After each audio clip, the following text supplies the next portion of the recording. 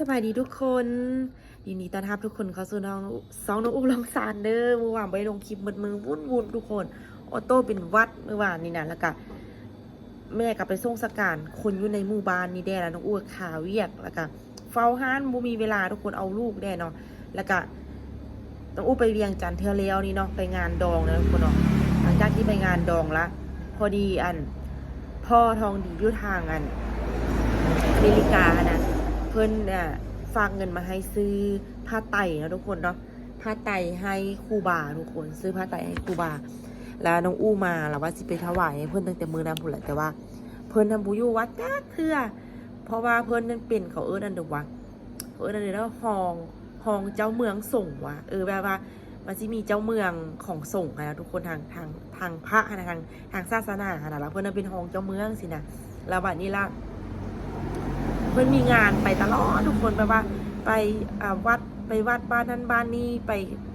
ไปสร้างวัดไปสร้างอันเดอร์เซียนะแล้ววันนี้ละแล้ววันนี้ละเพื่อนทำโบมาเพื่อนทำผ่านได้เจอกับอู้เลยตั้งแต่มืออู้ไปเวียงจนทุกมือเมื่อวานนี้แล้วเพื่อนโทรมาเมื่อวานนี้เพื่อนนั่นเมื่อวานที่จริงเพื่อนวางเมื่อวานนี้แต่ว่าอู้วันโบว่างเพราะว่าโบมีผู้เดินเฝ้าฮานดิแล้วก็เมื่อวานนี้กับแม่จันหลายๆคนกับคาเวียงละมุนผู้ใดเอาลูกให้กันเลยเมื่อวานได้ไปอันนี้ตื่นเช้ามาอีกมื้อนึงเนาะ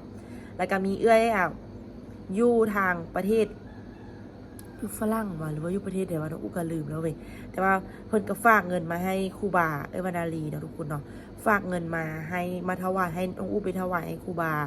แล้วก็ให้ซื้อเครื่องซื้อของอยู่ในห้างน้องอู้ได้ไปแล้วก็พอทองดีกันให้น้องอู้เอาเครื่องอยู่นอกจากพาไตแล้วก็ให้น้องอู้เอาเครื่องเอาของอยู่ในห้างไปได้เสียนะมื้อนี้น้องอู้สิเอาเครื่องไปให้เพื่อนอยู่วัดไปเขียนในเพื่อนในน้องอู้ก็ได้จัดจดซื้อมาเนาะจดซื้ออันนี้ก็สิเป็นเงิน500,000ไปถวายแล้วก็สิมีเครื่องกระพาไตนะทุกคนเนาะไปมื้อนี้เดี๋ยวน้องอู้ก็สิได้มอบต่างนาเพิ่นเดี๋ยวได้จะให้เบิ่งเครื่องว่าจะเอาผ้าไตไปเดี๋ยวทานคนมาเฝ้าหาในกรณีน้องอูซีออกไปนะทุกคนเนาะอันนี้เป็นเครื่องที่น้องอูออกอยู่ในฮานนี่เนาะไอ้วรรณาลีเพิ่นฝากเงินมาให้ซื้อมีหลายอันทุกคนน้องอูก็เลือกที่แบบสิ่งที่ได้ใช้อะไรทุกคนแฟบนี่ก็เอาไว้เพื่อนซักเครื่องซักของเนาะส่วนขนมอันนี้ก็เอาไว้เพื่อนกินกับกาแฟยามเช้านมแล้วก็ซิมีไวซิมีพวกกาแฟโอวัลตินอะไรอยู่ฝากนี่แล้วก็ซิมีน้ำมีประเภทน้ำเนาะทุกคนเนาะมีประเภทน้ำประเภทอันนี้เอาไว้มีข้อรู้สึกว่าเพื่อนเอาไว้เพื่อนแซ่กินนะทุกคนนี่แล้วก็มีขนมเดี๋ยวอยู่ในนี้อีกทุกคนหลายอยู่ถุงใหญ่อยู่เดี๋ยวน้องอุ้งสิเอาเครื่องไปก่อนประมาณนี้เนาะอันนี้ก็คือทางเข้าบ้านเนาะทุกคนเนาะปีนี้เขาเจ้าจะแบบว่ามีการปูทางยางเข้าในหมู่บ้านเนาะนี่เครื่องมุงตัวน้องอู้ใส่รถมาคนเดียวป้าเบิ่งป้าตาย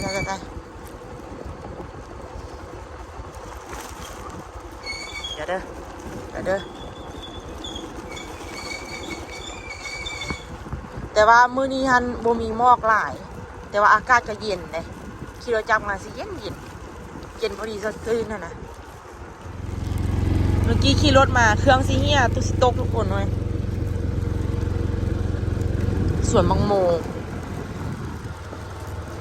รู้สึกว่าแต่ว่าต้องเฮ็ดทางแล้วก่อนหน้าฝนนี่นะโบซันละแม่นเละตุ้มเป๊ะเลยนี่นะคณะฝนมาเฮ็ดแบบนี้แล้ววันนี้ฝนมาสินะโอ้เป็นขี้ต้มบ่ให้เว้าเลยนี่แล้วปีนี้เขาว่าสิปูทางยางมาสัตว์บ้านนี้ย้ายมาประมาณบ้านนี้สร้างได้ประมาณ40 ปลายปีทุกคนหมู่บ้านนี้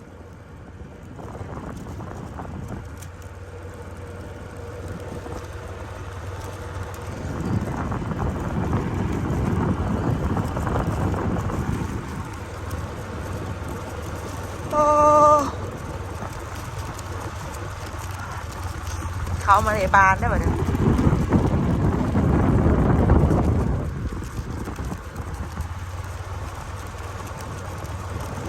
หมอกบ่หลายทุกคนมื้อนี้นะ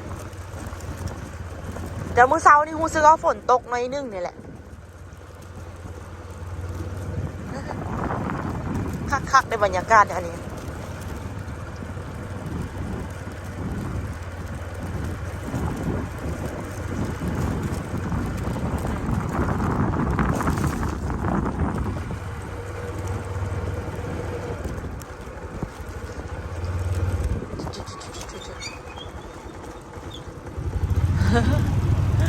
ขี่ซาเล้งจะเศร้าค่ะนะนี่เข้ามาในหมู่บ้านถามมากวงๆแถวนี้ไหนน้ำท่วมอ่ะนะตอนน้ำท่วมอ่ะท่วมฮอดเพราะแถวนี้มันเป็นห้วยดิแถวนี้มันเป็นห้วยท่วมเมื่อแถวนี้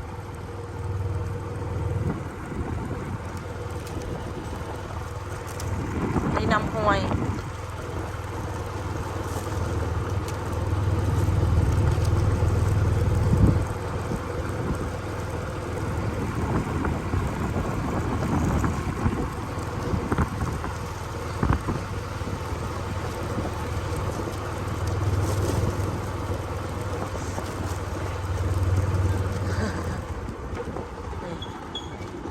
กวง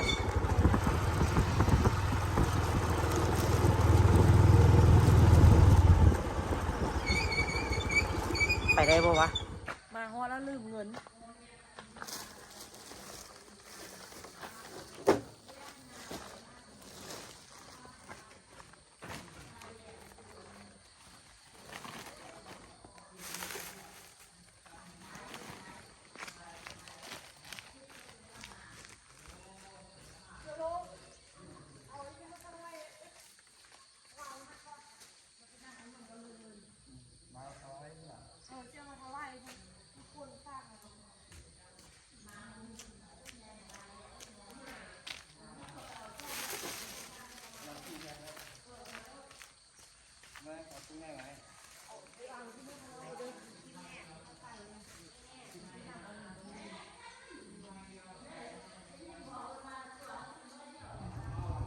มื้อนี้มีจั่วไม้ไล่เนาะมื้อนี้เนาะ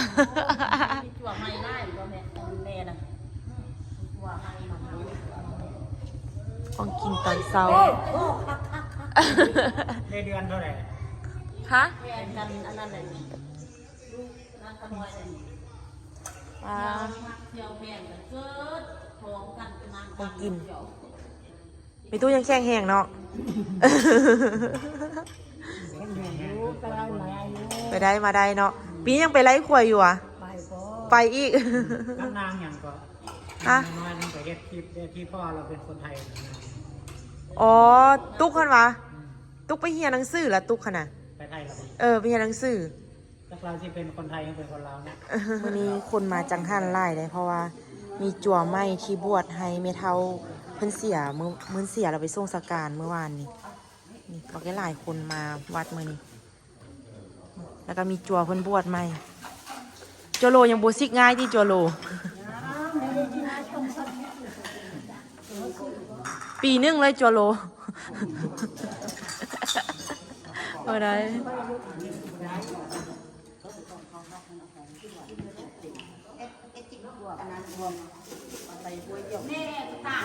แคนเด้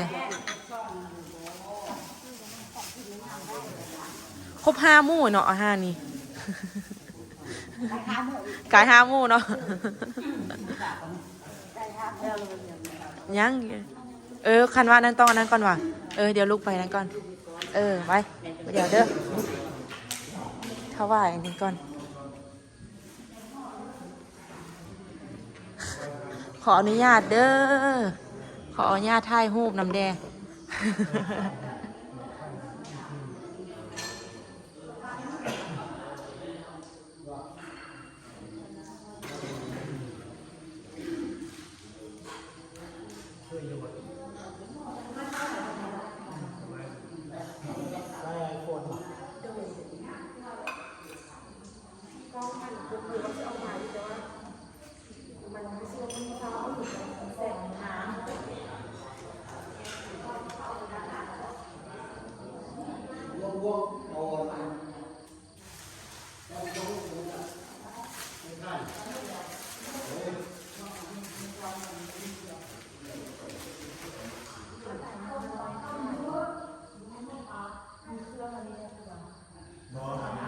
ที่ด้านลุ่มถวายถวาย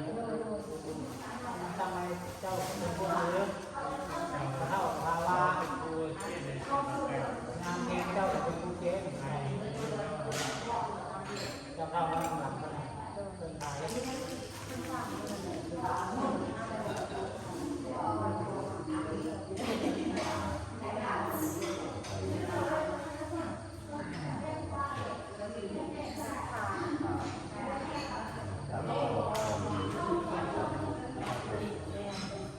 มาเป็นอาจารย์นี่ก็จะซื้อเยอะ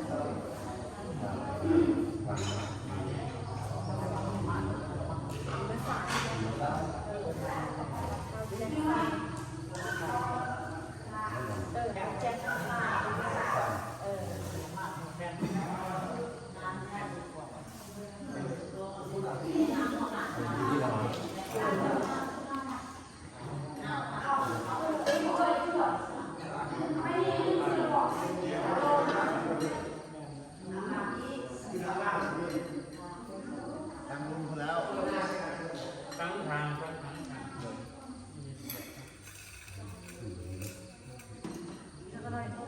ไม่ออกมาอีกเจ้าเป็นลูกค้าบ้าน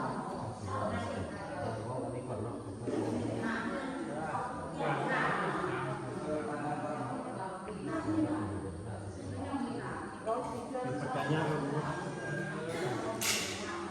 ทหารอย่างเงี้ยใครมีทุกอันเนี่ย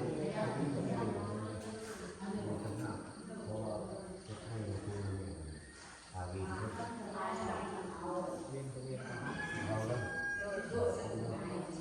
สาธุนะโมตัสสะภะคะวะโตอะระหะโตสัมมาสัมพุทธัสสะนะโมตัสสะภะคะวะโตอะระหะโตสัมมาสัมพุทธัสสะนะโมตัสสะภะคะวะโตอะระหะโตสัมมาสัมพุทธัสสะอิมัสสมิงอารามิอิมานิอิมาอิลักอิมานิอิวลานิสัพพวัตถุทานังนินานาวันนังนิปัจจยทานังนิภิกขุสาวิญญาเทมะปุติยัมปีตาติยัมปีอิมัสสมิงอารามิอิมานิอิมานิอิวลานิสัพพวัตถุทานานินานาวันนังนิภิกขุสาวิญญาเทมะสาธุสาธุอนุโมทามิครับเกณฑ์คุณลูก จะหาใจเพื่อน โอ้โยมน้องพ่อทำงานกัน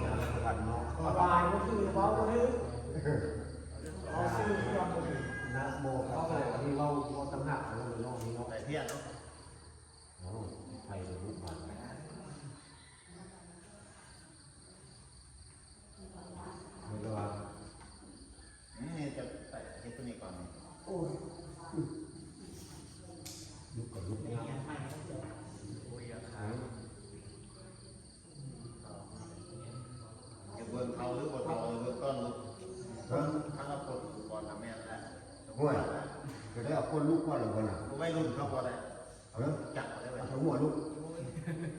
ครับ ถ้ามาป้องคนก่อนอะไรแล้ว ก่อนอาการเข้า สาธุสาธุนะโมตัสสะภะคะวะโตอะระหะโตสัมมาสัมพุทธัสสะนะโมตัสสะภะคะวะโตอะระหะโตสัมมาสัมพุทธัสสะนะโมตัสสะภะคะวะโตอะระหะโตสัมมาสัมพุทธัสสะสาธุสาธุอิมัสสมิอาลามิอิมานิทิฏฐานิสัสุภะเพียรสนานิสัพพิรณะเพียรสัสสานิสัพโพชนะอาหารานิสัพอุทกานิสัพธัมภลานิเมตุเดี๋ยวก่อนเมตุเห็นเนาะเมตุเห็นจุติมรณานิภิกขุสานิยาเทนะติยามปีปาติยามปีอิมัสสมิอาลามิอิมานิทิฏฐานิสัสุภะเพียรสนานิสัพพิรณะเพียรสัสสานิสัพโพชนะอาหารานิสัพอุทกานิสัพธัมภลานิเมตุเห็นจุติมรณานิภิกขุสานิยาเท ชื่อเราไว้สติเจ้าเนี่ยลืมไปนะ คือไว้เราซื้อตัวออกก็ได้ ตั้งค่าบ้านอยู่ที่นี่ เพราะอย่างนี้เราต่ำกันเลยต่ำขึ้นเครียดเลยเครียด เป็น เลย ระบบเอาเออเดี๋ยวรถนะเอา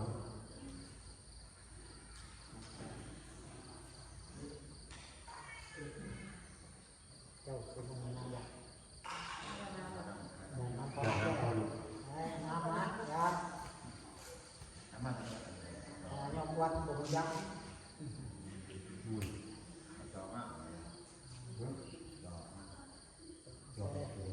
โอ้ยยานะ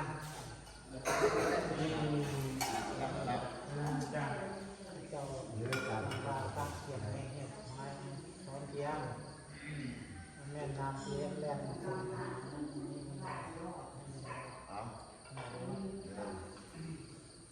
สาธุยะถาวาริวหาปุราปาริปุเรวิสังขรังเทวามิวายโยตินังเปตานังอุปกปปติเยสิตังปัสสิตังตุหังคิปะเมวัสเมสัตโตสัพเพปุเรนตุสังกปปาจันโทปนาราโสยะธามะนิโสติระโสยะธาสัพพิติโยวิวัชชันตุสัพพะโรโควินาศตุมาเตภวัตวันตรายโยสุขิติกายุโกภวะปิยานาสิเรสนิจจังโวตาปัจจายิโนตัสสะโรธัมมาวัฏฏันติอายุวันโนสุขังภาลังมายานะสาทัสสิเมกัสสิเมยะติเมตตาสังฆามิปิตานันทกินันทตะตุเตกะตะมานุสารังนิรุญญังวัสสุโกวายะวัญญปะริเกวะนามัตตังปิตานามัสสายะเอวังติตติยะไตวายะจักขุจักขินาทินังสังฆมิสุภาริติตังติภารตังมิตายะสัทธานัสโสอุปกปปติโสยะทิธัมโมยะอายังวิทัติโยเปตานาปุสสะจักขตาอุลาลาภาจาริกุณามโนปะทินังตุเยตุยังปัสสุตานานาปัจจิปิตากามุนามุตตาอุเบกาสัพเพสัตตาสติตามปุสสะเพสัตตาอริยลามุโนสัพเพสัตตาอนิมามุตุสัพเพสัตตาสุขีอัตตานังปะริหารันตุสุขีสุขี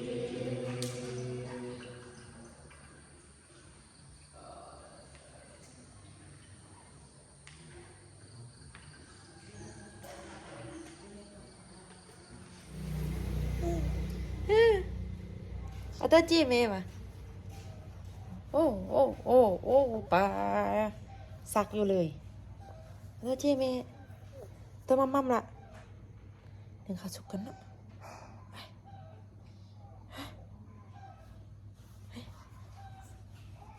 ฮะ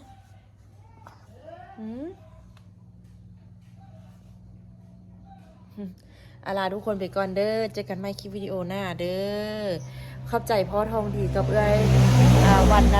นาลีเนาะทุกคนเนาะแล้วที่ฝากเงินมาแล้วก็พ่อทองดีเพิ่นก็ได้ฝากเงินให้น้องอุ๊ไปซื้อผ้าไตรน้องอุ๊ก็ได้ถวายเป็นถวายให้แล้วเด้อพอดีมื้อนี้โชคดีเนาะไปเจอพอตูดูมเลยทุกคนสารวัตรอยู่หั่นเพิ่นก็ส่วนเฮ็ดเนาะทุกคนเนาะส่วนหมอก บ๊ายบายก่อนไหมบ๊ายบายบ๊ายบายโอ้ตัวบ๊ายบายโอ้บอกเอาตัวบ๊ายบายพูดนะพูดนะเอาบ๊ายบายอีกแห้งๆแห้งๆบ๊ายบายอีกบ๊ายบายอีกวันหนึงโอเคว้าวว้าวว้าวบ๊ายบายจุ๊บลาเด้จุ๊บลาเด้โอ้จุ๊บลากับโมเป็นเจ้าจะเอ๊ะได้แท้บ๊ายบายเด้อเอาตัวให้เด้อเอาตัวอยู่งานทายอีเมกับอีพ่อทายอีเมว่ะโอ้ไปบ๊ายบาย